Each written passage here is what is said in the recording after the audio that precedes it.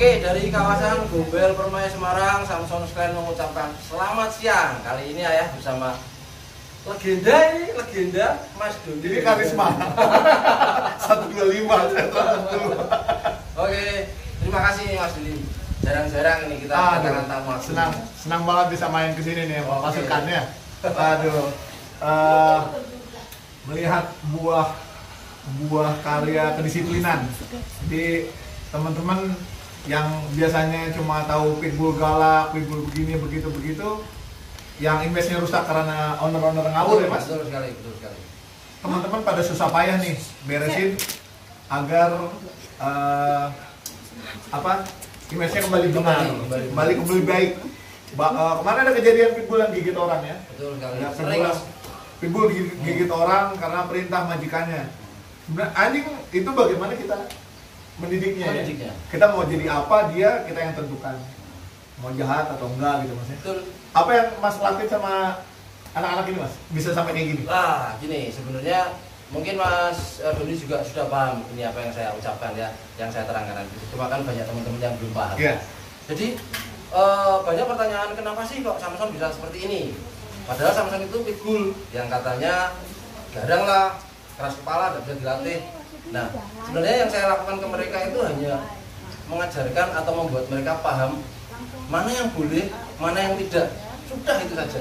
Jadi yang membuat mereka akhirnya jadi seperti ini ya pengembangan akhirnya. Cuma pada dasarnya saya membuat Samson dan teman-temannya ini paham mana sih yang boleh, mana yang tidak. Ketika dia melakukan sesuatu yang nggak apa-apa, kita kasih puji.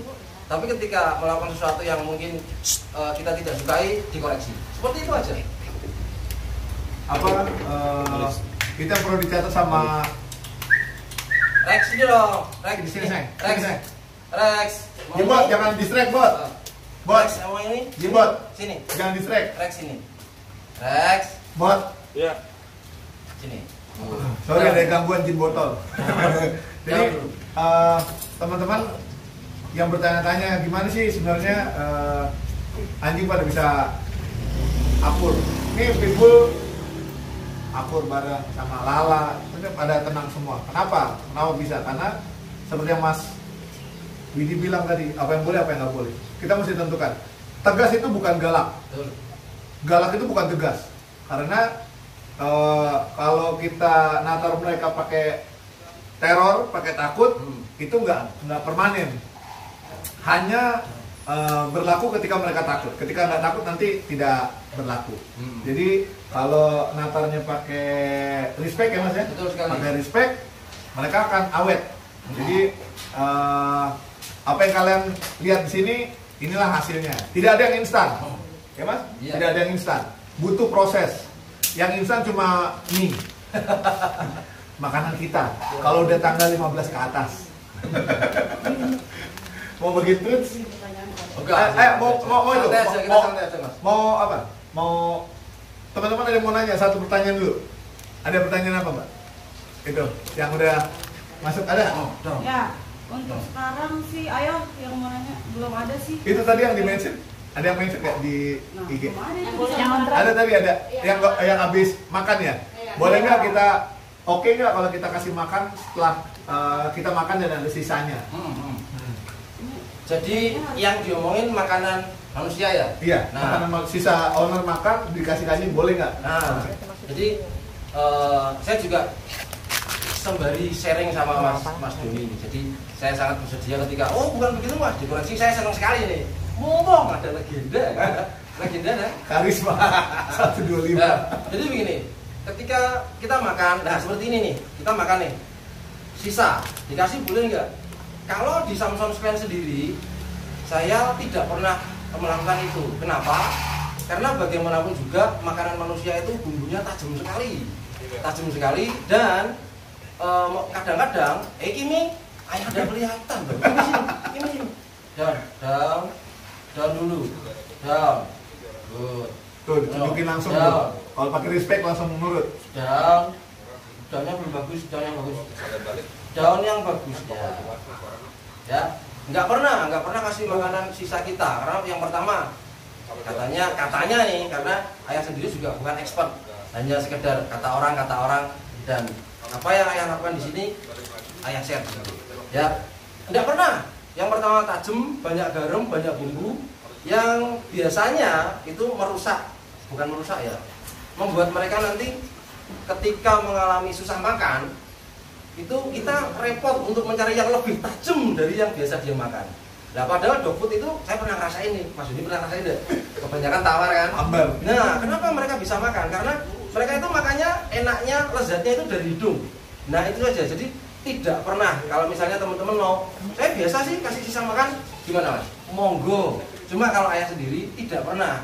Ya, jika pertanyaannya boleh atau tidak, nah saya kembalikan lagi pada sang legenda. Kira-kira boleh nggak? Nih kawan-kawan juga mesti paham kenapa sesuatu itu dilarang, yang tidak boleh.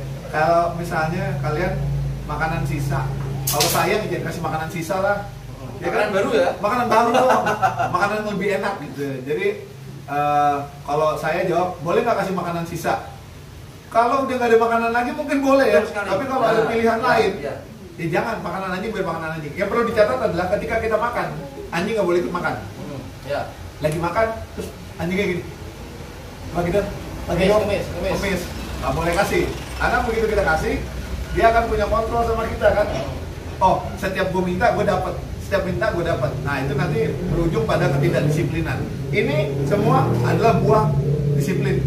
Jadi kalau kita merusak dengan hal-hal aduh kasihan, tapi saya gak tega ngeliat matanya. Ya itu ada di pilihan Anda. Anda mau gampang lulu atau tetap tegas. Mereka boleh dikasih makan setelah kita makan. Udah kelar kita makan, kita ambilin cartridge, bagiin satu boleh. Terus apa yang terjadi kalau disiplin? Mereka nggak akan ngambil makanan kita. Ya Mas, kita makan di sini. Oh, gue mau makan, ada anjing gue mesti naik kemana-mana gitu supaya menghindari anjing loncat. Jangan kita menghindar, tapi anjingnya harus patuh. Saatnya kita makan nggak boleh ada yang ganggu. Saatnya mereka makan ada waktunya. Dan sekali lagi perhatikan bahwa bumbu itu, apalagi yang asin-asin, berbahaya buat kulit, berbahaya buat bulu, nanti rontok. Nanti kawan-kawan nanya deh, kenapa bulunya rontok ya? Ya iyalah, habis makan sate padang dikasih, ya kan? Sate padang. Kalau kasih makan, kalau mau traktir dia sate padang lah, sate padang buat mertua enak. Kalau buat anjing-anjing raw food. Gitu, ada lagi nggak? Berarti ya Mas ya?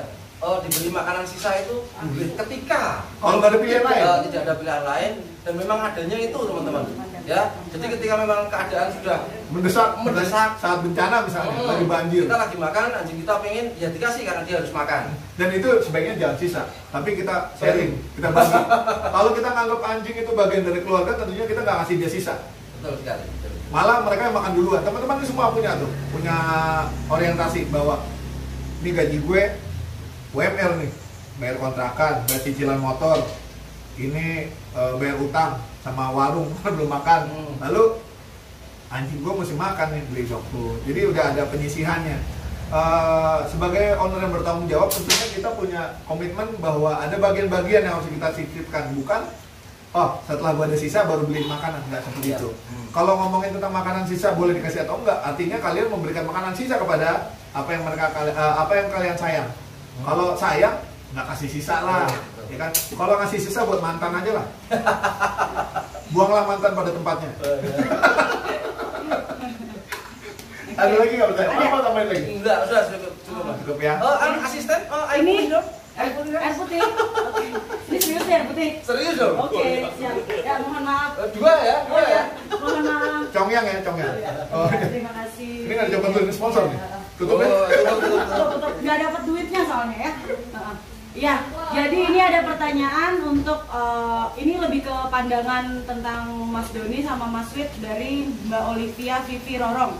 Dia cuma mau tanya, menurut Mas Doni sama Mas Wit itu bagaimana sih pandangan untuk proses hukum orang-orang yang menganiaya hewan? Harusnya seperti apakan? Harus bagaimana mengatasi orang-orang seperti itu? Saya dulu, karena yang jawab lebih komplit nanti jelas beliau. Iya, ya, yang lebih tahu nih, yang sering langsung berhubungan dengan seperti itu. Kalau pandangan saya secara pribadi tentang menganiaya hewan ya, betul. Yang namanya menganiaya hewan, pandangan saya gimana?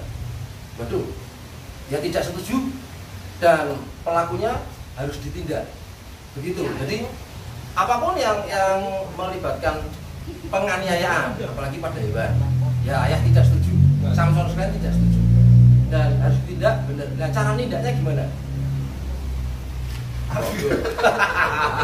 Prosesnya gimana gitu kan? Nah, monggo. Itu pertanyaan oke. Jadi berbicara tentang pandangan kami terhadap penyiksa hewan, posisi hukumnya bagaimana, sudah diatur pada beberapa pasal. Ada di Undang-Undang Peternakan, ada di pasal 302 KUHP. Anjing, kucing, dan hewan peliharaan lainnya, hewan-hewan itu masuk sebagai kategori properti. Jika ada perusakan, pencurian, penganiayaan, itu bisa dipidanakan karena merusak properti seperti pagar kita dirusak orang, itu pun bisa dipidanakan. Itu masuk ke 460, pasal 460. Penganiayaan hewan bisa masuk di pasal 302. Masalahnya adalah di Indonesia perangkatnya ada, ditegakkan tidak pernah. Jadi ada beberapa kasus yang kita perjuangkan terus. Kenapa kita capek-capek ke Tasikmalaya, kita ke Pekalongan, kita ke Medan, terus gedor terus, kita coba terus, kita laporkan terus. Mana kasus yang kita bisa polisikan, yang suatu saat kita berharap bahwa ada ketuk palu, bahwa bisa mendapatkan hukuman positif dari hukum Indonesia agar punya keputusan hukum tetap bahwa penganiayaan hewan bisa dipidana. Walaupun ini adalah receh, hukumannya receh banget. 9 bulan maksimal, 9 bulan. Tindak pidana ringan, tipiring. Pelaku tidak bisa langsung ditahan karena ancamannya di bawah 5 tahun. Ancaman hukumannya di bawah 5 tahun. Ancaman hukuman di atas 5 tahun baru bisa dilakukan penahanan. Namun tidak terbatas ketika nanti penyidiknya merasa bahwa pelakunya bisa berpotensi mengulangi perbuatannya lagi, menghilangkan barang bukti, sama melarikan diri. Jadi bisa saja ditahan, tapi asal memenuhi 3 syarat ini. Nah, apakah sudah ada perjuangan? Ada beberapa grup sejenis sedang memperjuangkan ini. Mana yang goal duluan, itu akan menjadi tonggak di mana penegakan hukum terhadap perlindungan hewan di Indonesia bisa berdiri, dan itu akan menjadi efek domino ke kawan-kawan yang lain nih. Jadi jangan takut, laporin aja terus. Siapa tahu nanti ada yang berhasil, itu akan menjadi rujukan polisi bahwa oh iya, penganiayaan anjing, walaupun anjing liar, kucing liar, ini bisa ditindak, bisa ditegakkan. Jadi harapan kita adalah mendapatkan keputusan positif dari pengadilan, seperti kasusnya Mr. Yo Wafat di Medan. Semoga segera berkepastian hukum hingga ini bisa menjadi titik cerah bagi kita semua bahwa nggak boleh menganiaya hewan. Sebenarnya gini loh, menganiaya hewan itu tidak boleh, bukan karena nanti dapat hukuman pidana, hukuman penjara, tapi karena secara logika dan nurani itu salah. Manusia tidak perlu instrumen hukum atau ancaman pidana untuk berbuat baik. Tidak perlu ancaman surga neraka untuk kalian bisa berbuat baik. Berbuat baik ya karena kita berbuat baik. Berbuat baik karena kita tahu itu benar. Kita tidak melakukan hal yang salah karena tahu itu salah atau keliru. Jadi teman-teman, kalau ada teman-teman melihat kejadian animal abuse, penganiayaan, jangan tinggal diam. Siapa yang tinggal diam melihat kejahatan, dia ikut serta. Jadi ikut melaporkan, ikut lawan, ikut tegur. Kalau kawan-kawan yang melakukan animal abuse itu bisa diedukasi, edukasi. Kalau ngeyel, tambahin hukumannya. Kalau dia minta maaf, kita tambahin hukumannya. Tapi kalau emang udah rada-rada nggak bisa diampuni ya, kayak kalau saya beranggapan yang Yosafat kemarin tidak bisa diampuni karena orangnya ngeyel, tidak ada rasa penyesalan sama sekali, ya akhirnya kita lanjutkan ke hukum gitu ya. Jadi kita mau bahwa ini punya kepastian hukum nantinya. Gitu. Nggak apa-apa. Sini. Nanti kena kamera lu. Sini. Down. Tutupin kamera pantatnya, tutupin kamera down. Down. Samson Down. down. Samson Down. down. Down. Rex Down. Down. Down. semua. Down. Oke, down. Nah, masih ada lagi mas? Ada lagi pertanyaannya? Enggak, saya mau nanya nih. Wah. Dari apa yang dijelaskan Itu masih running ya, Pak? Masih running kan? Nah, yang dijelasin Mas Doni tadi, saya jadi pikir-pikir nih, Bang. Segala kalau kita misalnya melihat penganiayaan dan diem saja, kita sama saja dengan Turut serta. bagaimana dengan lapo? Lapo. Yang prosesnya itu kan banyak yang bilang menganiaya atau gimana, itu gimana? Nah, kalau menurut Mas Doni gimana? Menurut saya sebagai orang Batak sekaligus orang Jogja, dua ras yang memakan anjing. Saya lahir besar di lingkungan Pemakan anjing. tapi saya tidak pernah makan anjing. Edukasi serta keterdidikan itu sangat berpengaruh kepada cara pandang kita terhadap hewan. Di negara-negara madani, negara maju, mereka sudah meninggalkan jaket bulu dari bahkan jaket kulit ditinggalkan semua gitu ya, apalagi daging anjing. Daging anjing hanya dikonsumsi di beberapa negara terbelakang. Salah satunya yang paling ekstensif adalah Vietnam. Vietnam boleh dibilang di bawah kita lah. Kita lebih maju daripada mereka. Kita tentu lebih maju dari negara Afrika, tapi kita tidak mau disamakan dengan negara Afrika. Tapi kelakuan kita lebih barbar dari mereka. Kalau di Yulin Festival itu hanya festival, hanya momentum, hanya sesekali. Kalau di Indonesia di pasar tiap hari dikerjain dan berjuang tentang lapo ini, kita tidak menutup lapo, tapi kita memperjuangkan lapo agar tidak menjual daging anjing lagi. Karena sesuai dengan undang-undang pangan, anjing itu tidak termasuk dari bahan pangan. Peredaran daging anjing menyalahi beberapa peraturan. Pengadaan daging anjing menyalahi beberapa peraturan. Salah satu peraturan yang paling sering dilanggar adalah kontrol hewan yang masuk ke suatu daerah. Satu daerah transport anjing itu harus diperiksa oleh kewenangan veterinarian. Diperiksa apakah rabies atau tidak, dan itu tidak pernah diperiksa. Dan anjing-anjing yang dikonsumsi dibawa dari daerah terjangkit rabies masuk ke daerah yang bersih. Diambil dari Tasikmalaya, diambil dari Ciamis, diambil dari Pangandaran, diambil dari Sukabumi, diambil dari banyak tempat di Jawa Barat untuk didistribusikan ke Solo, ke Jogja, ke Semarang, ke Jakarta. Transport dalam kondisi hidup, dan itu sangat berpotensi untuk menyebarkan rabies.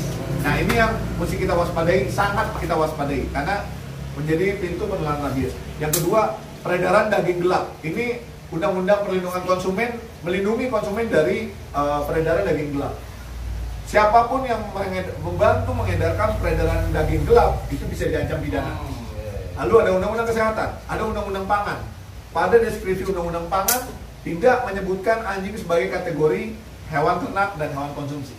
Jadi banyak hal yang bisa kita lakukan di Dogmeat ini. Perjuangan teman-teman dari grup lain, dari teman-teman individual, dari kita pasti akan berbuah. Walaupun perjuangannya tidak semudah kita membalikan telapak tangan, tapi perjuangan kita ini perlu proses dan waktu yang tidak sebentar ya. Jadi harus sabar. Nah, tentang lapo ini kita tidak memusuhi lapo, kita memusuhi perdagangan daging anjing. Lapo udah banyak sayur enaknya juga kok gitu. Ya. Yang anjing udah bukan makanan, jangan makan teman lah. Kalau mau makan teman, makan nasi biar kenyang, tapi jangan makan anjing. Terima kasih Mas. Ada pertanyaan lagi dah itu? Ada. Ini buat dari Mbak Agnes Dian ya kan. Dia cuma tanya, kasih tips dong buat pemula bagaimana cara ngelatih anjing menurut Mas Doni dan Ayah Widi. Gua aja dulu karena yang panjang nanti beliau. Oke. Satu, ingat, kontrol ada di kita. Jangan mengharapkan bantuan dari, misalnya pakai alat bantu clicker, pakai alat bantu kertas gulung, untuk menertibin anjing pada berantem, enggak. Wibawa ada di kalian. No. Tegas, bukan. No, jangan. Lihat anjing pada nengok ya, bukan karena patuh tapi karena apa sih lo lebay gitu. Jadi kontrol suara, kita tetap tenang, tidak panik, itu akan membuat anjing lebih mudah patuh ya mainnya. Anjing akan look up to us. Dia akan ngeliat kepada kita. Kasih tahu apa yang boleh, apa yang nggak boleh. Mana batasannya, mana aturannya, mana apa yang boleh, apa yang nggak boleh gitu kita kasih tahu. Rules, boundaries, limitation. Kalau itu semua bisa diterapkan, gampang. Bahkan kalian bisa mengenalkan ke anjing lain tanpa konflik, tanpa insiden, bisa gabungin anjing kucing. Jadi konsep utamanya adalah beritahu anjing apa yang boleh, apa yang nggak boleh. Selanjutnya saya serahkan kepada Karisma 125. Ya, nah sudah dijawab semua. Sudah dijawab semua. Oh enggak, itu preambul Mas. Jadi tips untuk memelihara apa? Tadi untuk melatih anjing ya? Pemula, untuk pemula, iya. Nah, sebenarnya tadi yang mau saya sampaikan itu ya seperti yang disampaikan Mas Doni ya. Cuma ada sedikit tambahan yang mungkin teman-teman ini suka apa ya, nggak tegaan ya kan. Terus yang paling parah itu ketika menganggap bahwa mereka berpikir seperti manusia. Nah itu jadi nggak boleh nah, seperti ini misalnya kita lihat Lala ini ngejar makanan terus ya kan. Kebanyakan dari kita akan udahlah kasih ya. Kalau dikasih berantakan. Jadi ya seperti yang dibilang Mas Doni tadi, ada batasan mana yang boleh, mana yang tidak. Ya harus diterapkan juga. Nggak boleh yang namanya nggak tegaan. Tegas itu bukan berarti galak. Galak itu bukan tegas. Ini minggir dong gini. Ini Geser gini. Maaf teman-teman, ada gerhana matahari total barusan. Ya, ini sini. Ya gitu teman-teman. Ya jadi harus tegas. Kalau ayah sih sering bilang sama teman-teman yang paling penting adalah sikap hati dan ketegasan konsisten. Itu saja. Ya. Mudah-mudahan bisa dipahami. Ada lagi. Oh tambahan. Buat teman-teman yang mau melatih apa yang boleh, apa yang nggak boleh sama anjing. Buat pemula, ajarin dari makanan. Betul. Ya, ajarin dari makanan. Teman-teman yang ngasih makan anjingnya pakai bowl ya, bukan bowl ya, bowl, BOWL. Itu makanannya jangan langsung ditaruh. Kita bikin nih makanannya di dapur. Terus anjingnya pada heboh. Loncat-loncat. Terus langsung kita kasih karena udah kasihan udah pada heboh. Salah. Jadi jangan berikan makanan ketika mereka heboh. Berikan makanan ketika mereka tenang.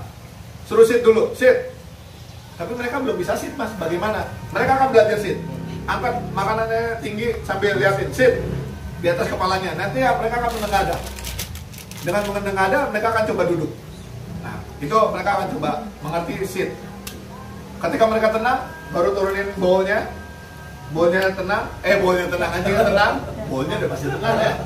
Bowlnya turun, anjingnya tenang. Nggak boleh deketin dulu. Udah, dia paham.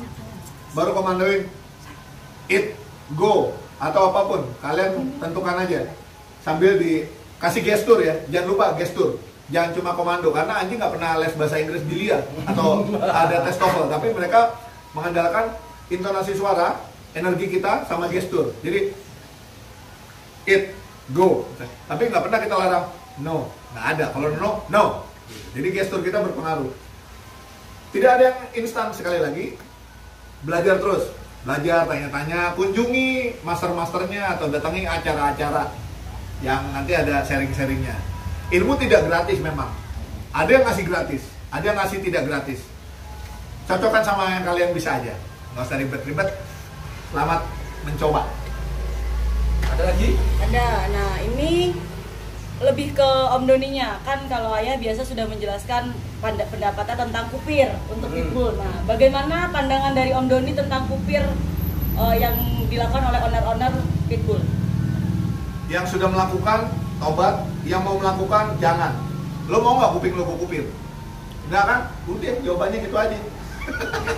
Kupir itu nggak diperlukan anjing. Itu diperlukan sama manusia untuk tujuan-tujuannya dia. Kenapa anjing kupingnya dikupir? Supaya nggak digigit ketika nanti dog fight. Kenapa ekornya potong supaya nanti nggak gampang digigit ketika nanti dog fight. Tujuannya cuma intinya pada dog fight semua. Ada kebutuhan-kebutuhan kosmetik seperti halnya Doberman.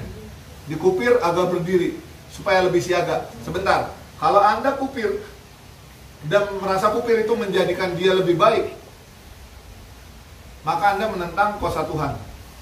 Tuhan sudah membuat sedemikian rupa dengan kelebihan masing-masing semua. Nggak pakai oh iya saya jadinya setengah jadi nih anjing-anjing. Nanti biar manusia kupir, disempurnakan. Berarti Tuhannya tidak sempurna. Berarti Tuhannya tidak sempurna. Jadi biarkan mereka seperti ini adanya. Apakah mereka jadi congek? Enggak. Yang congek itu kita. Jadi anjing-anjing tetap mendengar dengan baik. Anjing itu inderanya dimulai dari hidung, nose, ears, eye. Mereka mencium, mereka mendengar, matanya belakangan. Jadi kalau kuping dianggap kurang sempurna lalu dikupir supaya lebih tegak begitu ya di Doberman, saya rasa itu cuma pemuasan ego manusia. Anjing nggak butuh kosmetik. Kalau butuh kosmetik Tuhan buat kok beresin. Misalnya Tuhan merasa ular sanca perlu dikasih batik, bukan karena dia mau kondangan, tapi karena dia perlu kamuflase pada saat dia berburu mangsanya. Ketika mereka ada di hutan-hutan, mereka cocoknya seperti itu. Karena di hutan-hutan mereka nggak cocok kalau bikinnya warnanya hitam kuning, nanti sangka polis lain. Nanti sangkain ada penggerbekan rumah pelacuran. Di Semarang gimana? Oh nanti tak. Aduh, itu gemonya nengok lagi. Ada lagi mas? Mbak? Oke, ini mau tanya tentang anjing tetangga. Anjing tetangga ditanyain ya? Oke. Anjing tetangga menyerang anak kucing di halaman rumah teman saya. Minta saran dong gimana cara penyelesaian yang baik menurut berdua ini, Om Don sama Ayah Widi. Oke. Kalau penyelesaiannya ya mungkin nanti lebih ke Mas Doni. Cuma saya sharing aja. Saya pernah mengalami hal itu. Dulu saya kalau pelihara anjing itu saya lepas bebas. Saya lepas bebas. Gak ada kandang, gak ada rantai, jadi saya lepas bebas. Dan dengan harapan bahwa wah anjing saya nggak gigit kok di rumah, gitu kan. Ternyata di luar, walaupun anjingnya ini cuma pengen main-main, ngejar anak kecil nih. Nah anak kecilnya ini dikira dikejar, jadi terus lari, jatuh, masuk selokan dan ya sudah ganti itu. Yang lebih parah lagi ketika ngejar ayam dan bunuh ayam. Nah yang ditulis tadi itu sama seperti saya, tetangganya jenengan itu ya saya itu, ya kan tetangganya dia kan sama seperti saya, yang anjingnya mencelakakan hewan lain atau orang lain di luar. Nah akhirnya awalnya saya tidak terima ketika Pak RT datang, dia bilang, Mas saya tidak melarang jenengan punya anjing, tapi paling tidak dikontrol, jangan boleh berkeliaran tanpa pengawasan, karena tidak semua orang bisa menerima keberadaan anjing. Saya secara kekeluargaan ini sekali lagi saya tidak melarang jenengan, tapi tolong dirantai atau dikandang. Kalau tidak, ya nanti saya tidak tahu apa yang akan terjadi di luar. Konsekuensinya ya itu. Jadi menurut Mas Doni gimana? Karena akhirnya saya merantai anjingnya. Iya. Kalau kita sayang, kita pasti perhatian sama hewan-hewan kita, sama peliharaan kita. Iya. Usahakan teman-teman yang pada punya anjing untuk tidak melepas liarkan, karena bukan sekedar nanti ada insiden seperti yang Mas tadi bilang. Kalau nanti diambil sama dog meat sindikat gimana? Sama sindikat pengepul daging anjing bagaimana? Kalau nanti diracun orang gimana? Kalau dipukul karena sekedar tidak suka sama anjing bagaimana? Jadi bawa anjing dalam kontrol kita. Kita sebagai anggota dari lingkungan, kita harus punya tanggung jawab.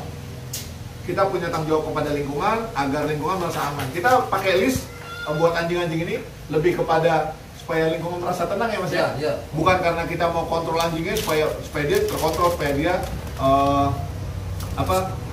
patuh gitu kan. Kita percaya anjing kita nggak percaya sama lingkungan. Ada orang nanti ngebut, ada anjing bukannya berhenti malah ditabrak, dikencengin, ya itu kita nggak percaya lingkungan.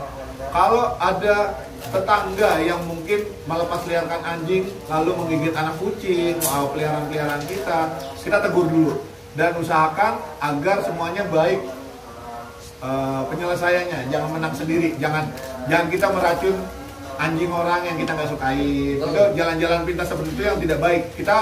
Kita punya logika, kita punya nalar yang bisa kita pakai untuk menyelesaikan masalah kita. Tidak perlu cara menang sendiri yang kurang asik gitu ya. Hindari anjing pada berkeliaran tanpa pengawasan. Berbahaya karena itu juga melanggar perda. Kalau di Jakarta melanggar perda bahwa ada larangan tentang melepasliarkan hewan penular rabies atau membiarkan tanpa pengawasan. Itu bisa dihukum pidana dan administratif. Jadi kita sama-sama belajar nih, teman-teman yang selama ini mungkin masih begitu, kita awasi, kita perbaiki. Atau tetangganya yang nanti perlu diedukasi aja ngomong baik-baik. Nggak usah datang sebagai orang soto yang lebih ngerti gitu ya, kita datang sebagai sahabat aja. Enak kalau teman-teman pada tampangnya pada enak-enak, kalau saya datang udah dianggap musuh aja nih. Waduh, ini apaan nih, Bromo corah kan gitu. Pelan-pelan diedukasi. Nanti kalau susah, minta bantuan grup-grup. Dengan senang hati kok. Tinggal diatur waktunya aja, karena kalau grup-grup tentunya pasti agendanya padat banget, laporannya melimpah ruah, tapi tenaga, waktu, biaya mepet. Pertanyaan lain? Mas sudah tentu deh. Sudah. Oke. Senang kuning ya? Ya, gampang, nanti tak kasih. Dulunya langsung ketemu nanti. Nah, ini tadi ada yang tanya, bukan dari forum tanya jawab sih. Dia jadi bapaknya ini dia punya pitbull umur 2 bulan.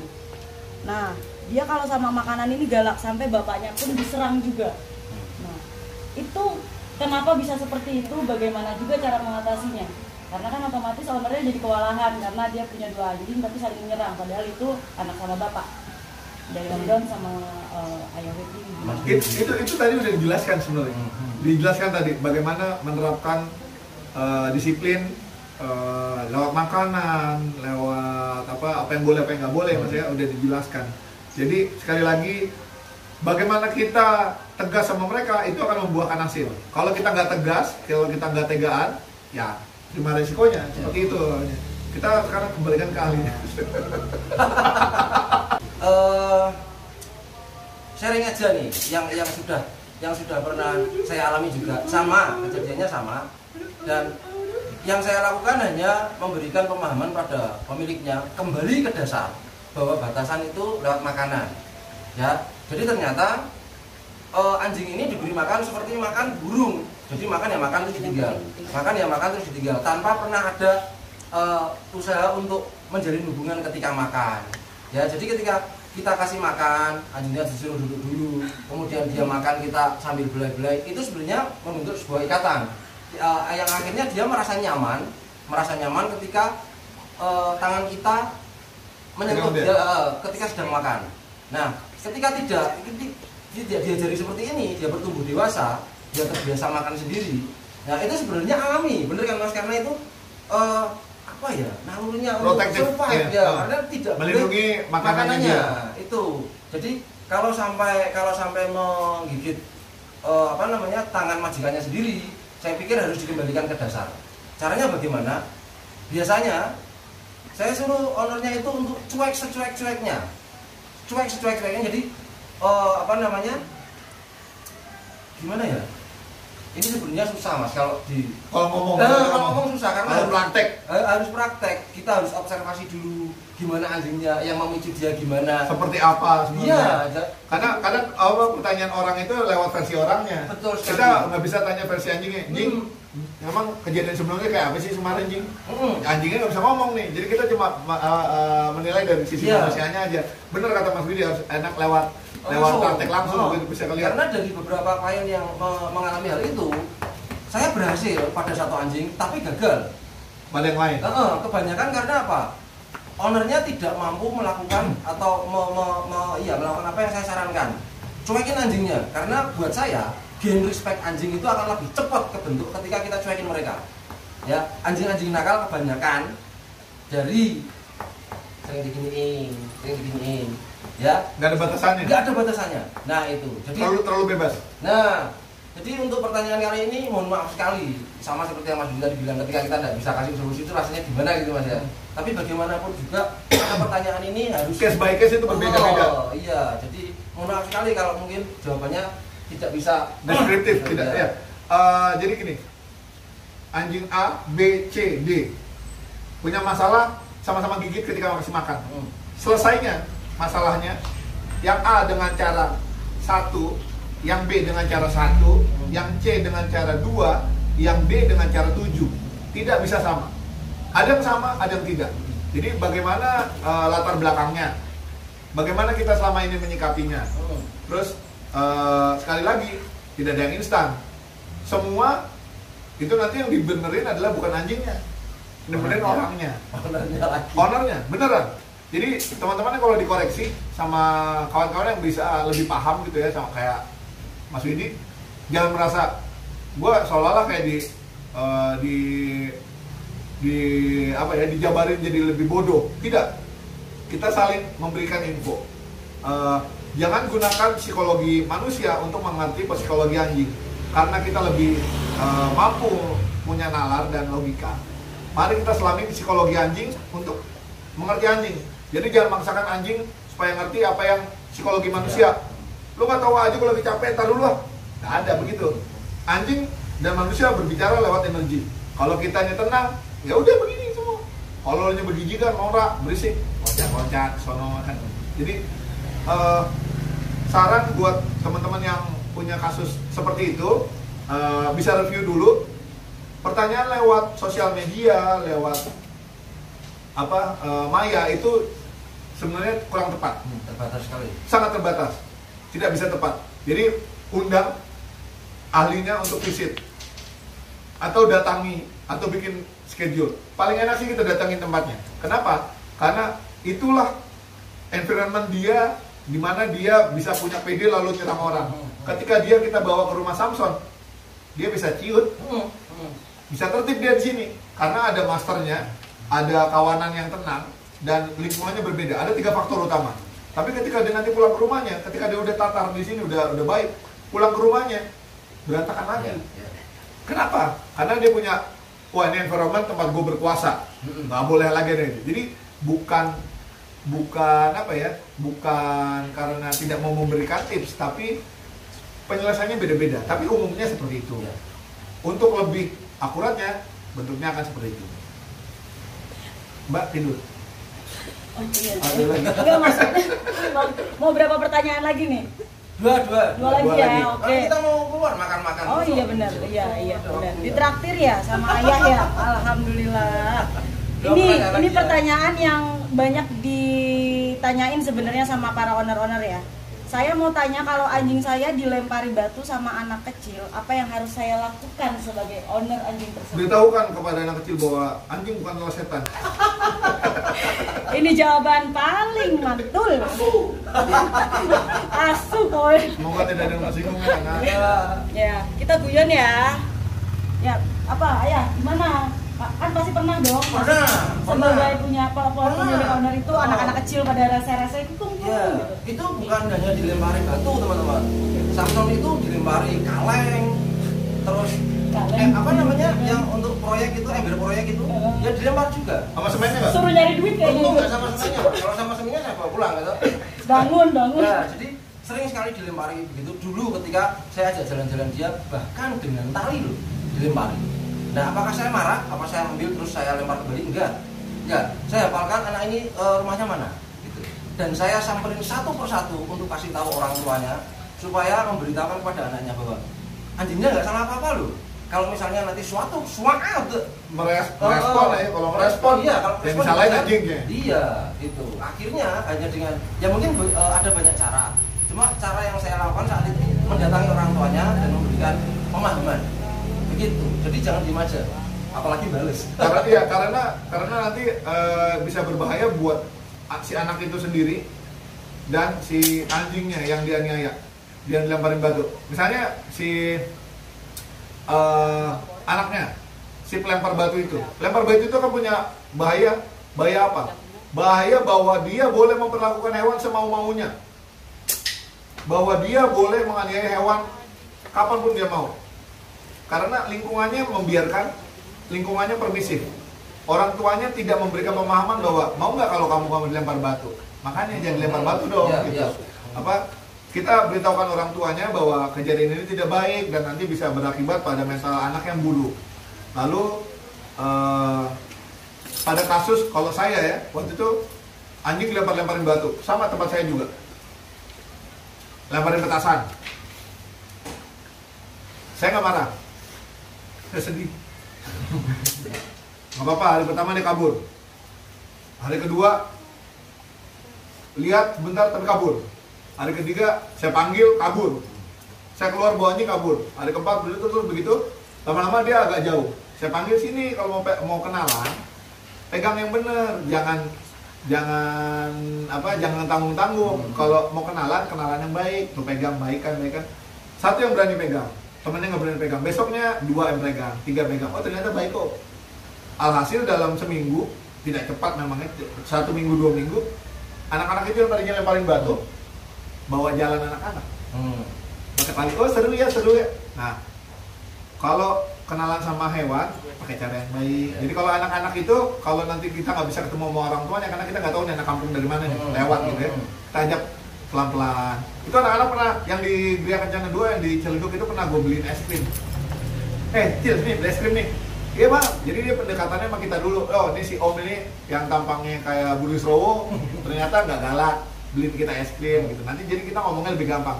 Ketika kita bisa dipercaya sama anak-anak kecil, kita bisa dipercaya bahwa anjing itu nggak galak. Mereka akan lebih percaya kita. Ketika kita nggak bisa dipercaya, mereka nggak akan percaya kita kan, seperti itu. Jadi lihat-lihat kasusnya. Kalau ada orang tuanya itu caranya Mas Widi paling benar. Kita kembalikan ke orang tuanya, biar orang tuanya yang didik. Jangan kita jewer, jangan boleh. Salah. Kalau kita balas itu juga boleh. Salah. Kalau kita diam aja itu salah juga. Jadi kalau ada orang tuanya samperin orang tuanya. Kalau kita nggak tahu rumahnya di mana, approach pelan-pelan kayak gitu aja. Pertanyaan terakhir ya. Ya. Ini lebih ke tentang pengalaman ya. Ini suka dukanya Om Doni sebagai rescuer dan sebagai pelatih anjing untuk ayam ini. Gimana suka dukanya apa aja? Sebagai rescuer dan sebagai pelatih anjing. Oke, selesai. Menang. Siapa yang mau ngomong duluan? Kalau saya sukanya adalah ketika melihat anak-anak ini berhasil kembali bahagia, kembali sehat, lolos dari maut, dari dog fight, dari dog meat, ya, dari owner yang melantarkan, dengan segala hambatan di jalan, kesulitan finansial, kesulitan tempat, fitnah, macam-macam. Jangan bikin kalian jadi benci kaleng, jangan jadi lembek, jangan jadi lebih pelan. Tapi semua hambatan itu yang ada dan ganjalan adalah bentuk bagaimana kalian akan naik level. Orang yang mau naik kelas dapat ujian. Kalau yang orang yang nggak ujian nggak bisa naik kelas. Sepertinya kalian temu sesuatu lalu capek, ya kalau capek jangan berhenti. Kalau capek istirahat, lanjutkan. Apapun masalahnya lanjut terus. Dukanya adalah ketika kita tidak berhasil menyelamatkan hewan yang kita mau. Bahwa kita pernah anggap ini semua udah on track nih, semua udah sehat-sehat aja, sehat walafiat, tapi di detik berikutnya ternyata kenyataan berkata lain. Sedih banget.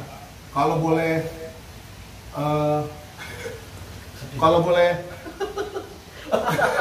aduh sedih.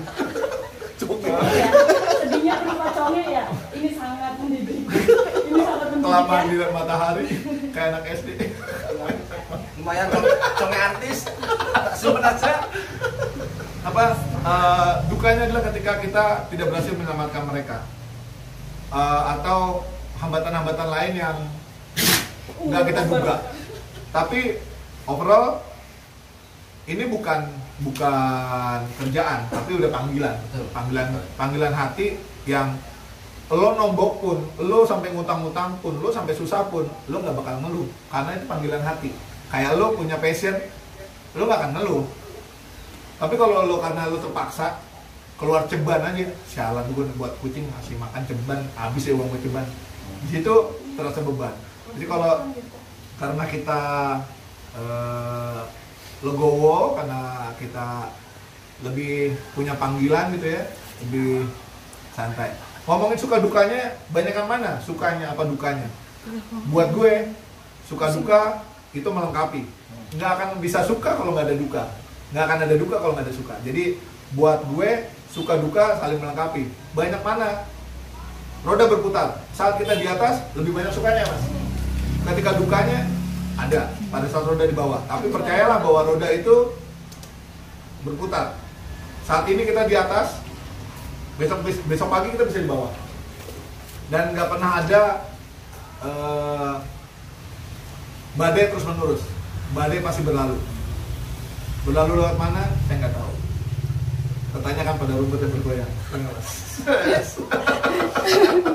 Itu bukan goyang itu bukan goyang itu. Rumputnya hitam, berantakan. Oke, kalau untuk suka duka melatih dan apa namanya rescue ya. Ini saya jadikan satu aja. Jadi begini. Sebenarnya dulu waktu saya menyadari bahwa saya kok bisa ya melatih anjing. Saya cuma punya satu misi, dimana apa yang saya tahu ini saya pengen sebar ke teman-teman sebanyak mungkin orang tahu tentang bagaimana menghandle anjing. Agar apa? Semakin sedikit anjing-anjing yang dibuang. Kenapa? Kadang-kadang mungkin tidak semua ya. Kadang-kadang alasan anjing dibuang, alasan anjing jadi terlantar di jalan itu hanya karena nakal, susah diatur.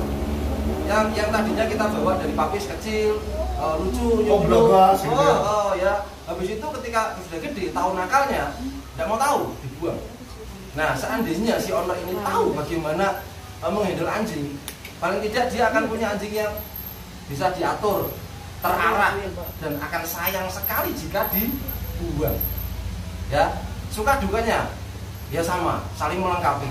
Sukanya adalah ketika saya tahu bahwa owner-owner ini akhirnya belajar. Dan berhasil apa yang kita targetkan ya. Dari saya hanya datang ngajarin anjing satu dan dia misalnya mau nambah anjing gitu ya, dibentuk dia sendiri dari apa yang pernah dia dapat dari saya dulu. Berhasil, itu saya senang. Dukanya adalah ketika sudah mahal-mahal bayar ayah datang ke sana, tidak mau ngikuti, dan saya dengar anjing itu akhirnya dihibahkan. Wah, saya sedih sekali. Jadi gitu teman-teman. Oke, ada pertanyaan lagi? Tidak ada ya? Ada Kan tadi terakhir. Tadi terakhir. Oke, mungkin ada tambahan lagi Mas Duni yang mau disampaikan? Saya ada tambahan. Kira-kira begitu. Terima kasih. Oke. Oke teman-teman, terima kasih banyak ya sudah nongkrongin live-nya Samsung Square dan di Mas Doni juga ya? Oh enggak. Oke, jadi saya terima kasih sekali Mas Doni sama teman-teman sudah sudi mampir ke Samsung Square. Salaman lagi Mas. Pelukan lagi kalau boleh. Akan lagi pelukan. Bromance. Oke, terima kasih teman-teman. Seperti biasa ya, selamat melanjutkan aktivitas. Hargai batasan. Terus jaga kedamaian. Hiduplah Indonesia Raya. Dadah.